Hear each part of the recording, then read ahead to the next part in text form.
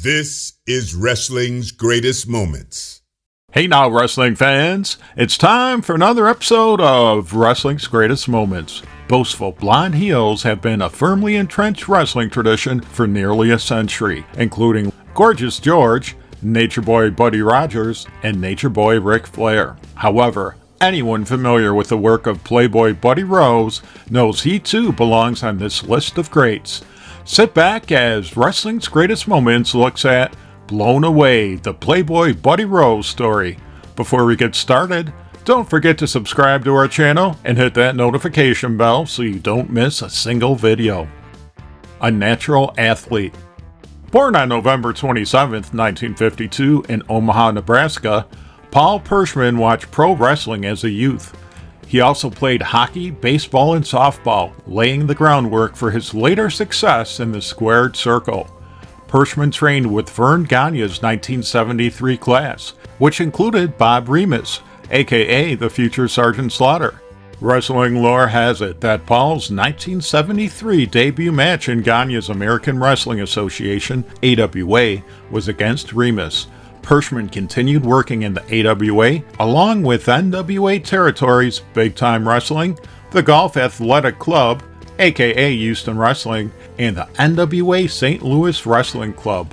Rose also caught the attention of Japanese promoters and was invited to compete in All Japan Pro Wrestling in 1975.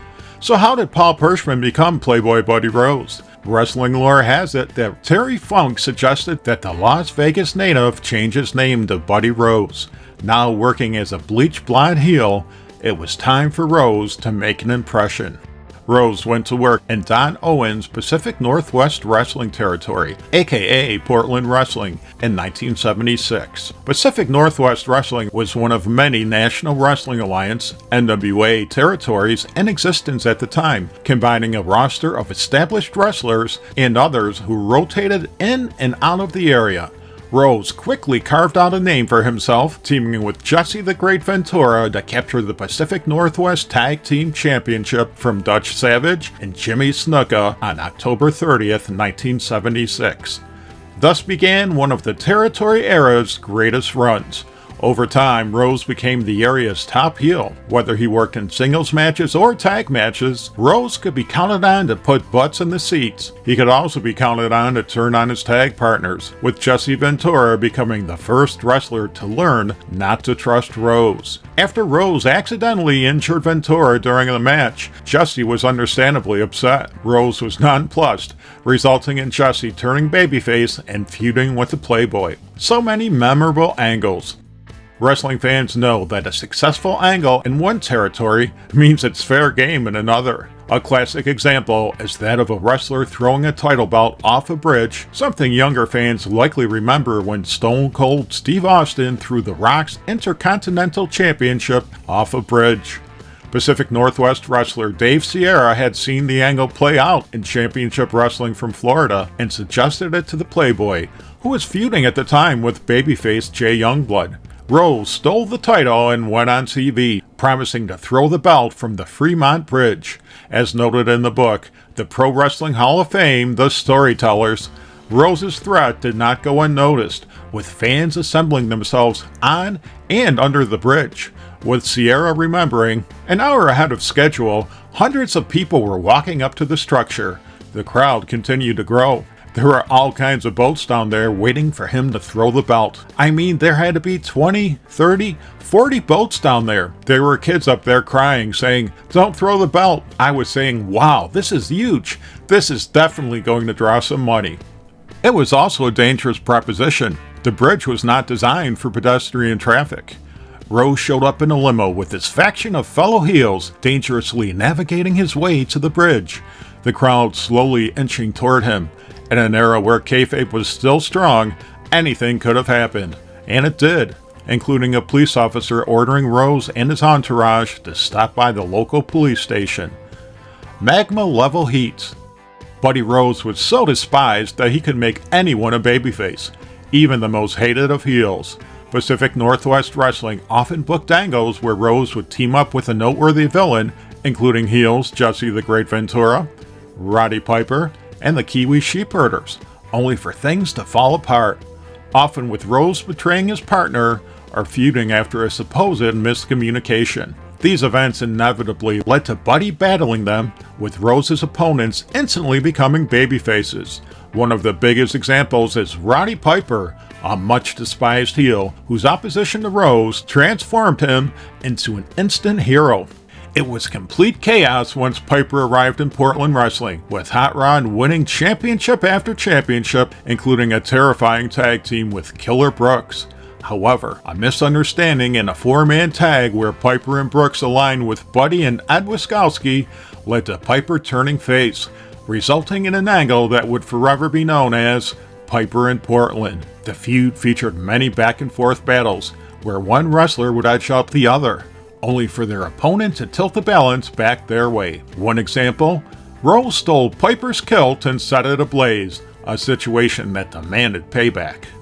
Piper's battles with Rose included every type of stipulation match, including hair matches that saw Rose relieved of his golden locks.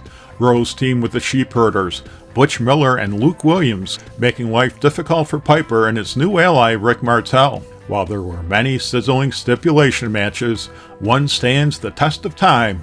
A steel cage match where Buddy Rose put his prize canary yellow Lincoln Mark IV luxury car on the line. Fans witnessed a hellacious match, but in the end, Piper emerged from the cage the winner. Just to sell the angle, the title was transferred to Roddy, and it became his new car.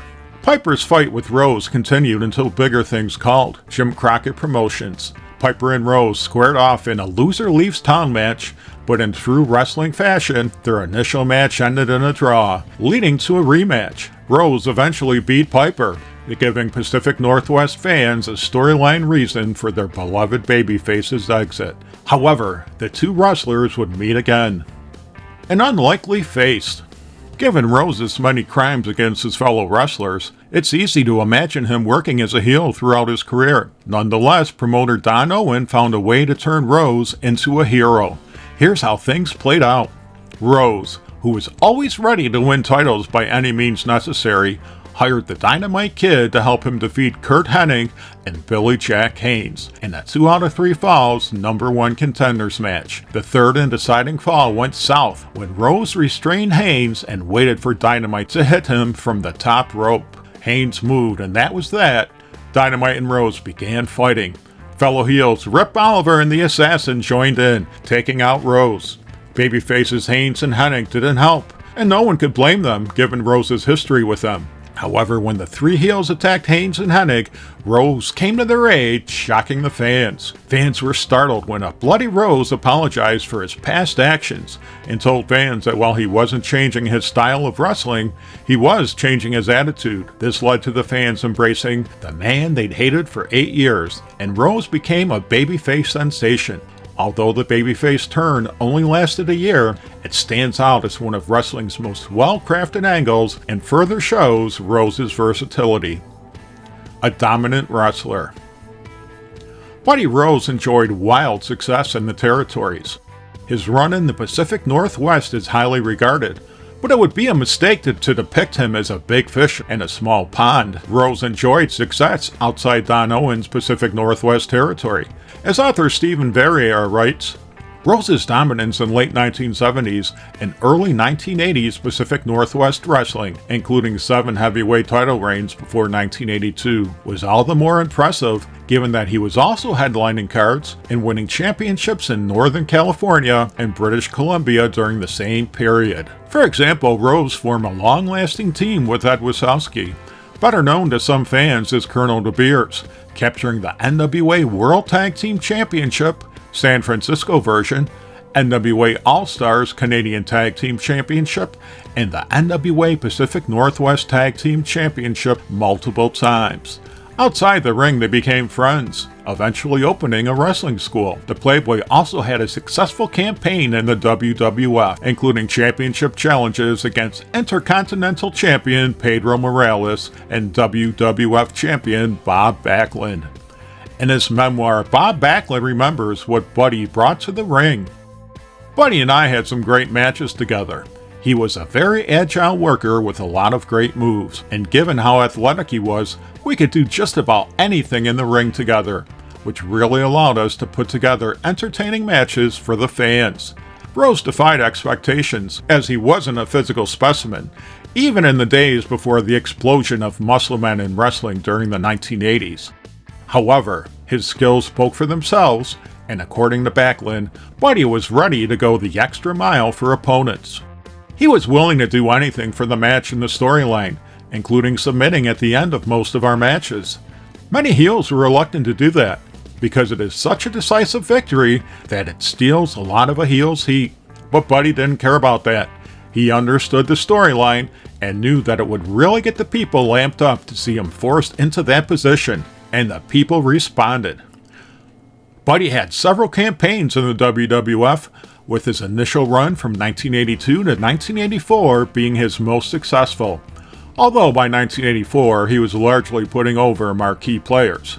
However, Buddy was chosen to put Tito Santana over at the inaugural WrestleMania, with Rose donning a mask to play the Executioner, a disguise on par with Charlie Brown from Out of Town or the Bullet. According to Tito Santana, who was disappointed initially at having to work against a preliminary wrestler at the WWF Super Show rather than his arch-rival Greg Valentine, there was a reason Buddy wrestled under a mask, with Booker George Scott opting to put a mask on Rose. George didn't want to waste a loss on Buddy in such a big platform, in case they were going to use him for something bigger down the line. While Tito wasn't thrilled with his spot on the card, a sentiment he changed once Vince McMahon explained that he wanted WrestleMania to start with an exciting match. He recalls Buddy Rose getting plenty of attention backstage from none other than Cyndi Lauper. I remember Cyndi Lauper coming up to him and being all funny. She grabbed him by the arm and kept pulling him around to anyone who would listen. "I love this guy," Cyndi Lauper would say. Rose laughed, blushing as she pulled him from person to person. "His name is Playboy. I love it. I love this guy. He's mine now," she said. Buddy would return to the WWF as a jobber to the stars, but before that, another marquee role awaited him in the AWA. Rose joined Vern Gagne's promotion in 1986. Rose was paired with veteran grappler Doug Summers. Sherry Martel joined the two as their manager, adding another dimension to the team. On May 17, 1986, Rose and Summers defeated Kurt Hennig and Scott Hall for the AWA World Tag Team Championship. The new champs were immediately thrown into a program against the Midnight Rockers, Marty Jannetty and Shawn Michaels, one of the area's rising teams. Their feud became must-see TV. The Rockers' speed and agility allowed them to dazzle fans with their lightning-fast tags and high-flying moves. Rose and Summers, by comparison, knew how to sell and use their ring psychology to anger fans as they separated the babyfaces, culminating in a much-anticipated hot tag. Shawn Michaels credits Rose and Summers with helping him in Jannetty. Pretty Boy Doug Summers and Playboy Buddy Rose were the tag team champions. Both of them could bump around real well and were very good workers. Buddy was a ring general, and Marty and I learned a lot from him. Sherry Martel was their manager. She was great, just a super person. Rose eventually left the AWA, returning to the Pacific Northwest Territory and working there until the promotion folded in 1992. He also worked as a jobber to the stars in the WWF, as well as a cup of coffee in Jim Crockett Promotions, and later, World Championship Wrestling. The Blowaway Diet. No mention of Buddy Rose's career would be complete without mentioning the Buddy Rose Blowaway Diet, a vignette that entertained WWF fans and still does on YouTube. Rose, always ready to use his added girth to get over, appeared in a WWF video where he advertised the new Blowaway Diet. The ad featured a frustrated Rose struggling to lose weight through ineffective exercise, diet, and calorie counting. Using the Blowaway Diet, the pounds melted off, and what was the Blowaway Diet? A powder, reportedly Tide detergent, that Rose applied to his body before turning on a fan that then miraculously blew the weight off. The hilarious segment was almost as good as when Rose, who was likely tipping the scales at around 260 or 270 pounds, demanded the ring announcer bill him at 217 pounds. Next in line was the "I worked hard for this body" t-shirt that Rose proudly wore before matches. Buddy's legacy. Playboy Buddy Rose was a cocky blonde villain whose physique fooled fans. Looking at Rose, fans saw an overweight wrestler who should have been gassed walking to the ring, and one that stood no chance of beating a jobber, let alone a top star. WWE.com's bio of Rose aptly describes him as, despite his husky physical appearance, Rose was surprisingly quick and agile when in action, saying that he was heavy in the seat but light on the feet. Rose was a fantastic worker, renowned for his ability to take bumps and sell a beating, as well as his promos that drove fans to buy tickets to see him get his. He also served as a kingmaker, making opponents look like stars and elevating them to the top of the card as they feuded with him. Battling personal demons. Like more than a few professional wrestlers, Buddy battled personal demons, in his case, cocaine. However, unlike some of his wrestling brothers and sisters, he was able to beat the addiction. I went to rehab myself for cocaine. As an outpatient, it was a choice. When we make the wrong choices and go down the wrong path, it's either jail or death. The best thing I ever did was to go to that 6 weeks of outpatient rehab. My wife has been with me since 1976. She and I had a talk, and we decided that cocaine was a problem. I could have lost her, so I did the best thing I ever did, and I graduated. Indeed, Buddy would credit his wife with helping him survive the many challenges of the road. If you had a family, you sacrificed a lot. If you had a good wife who totally supported you, which I have, you could make it through anything. I was so fortunate to be able to work the Northwest. I could be home every night, and that's one reason I stayed there so long. Teaching by example. Buddy later teamed with his friend Ed Wiskowski to open a wrestling school. In 2009, Easy Ed told a hilarious story of the Playboy's advice for his students. According to Ed, Buddy didn't mislead students about what worked for him in terms of success. We told our students that they're here to learn how to work. We gave them drills and recommended that they hit the gym and get on a weight program.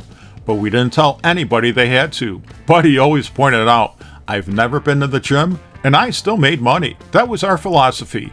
And to this day, the best workers around here came out of our school. The guys who can truly put on a show and work. Rose eventually retired to Vancouver, Washington, wrestling his last match in 2005. Buddy Rose passed away on April 28, 2009 at age 56. His wife Tammy came home to find him sitting in front of the TV, unresponsive. According to historian Mike Mooneyham, Rose had been dealing with numerous health problems, including blood sugar issues and diabetes.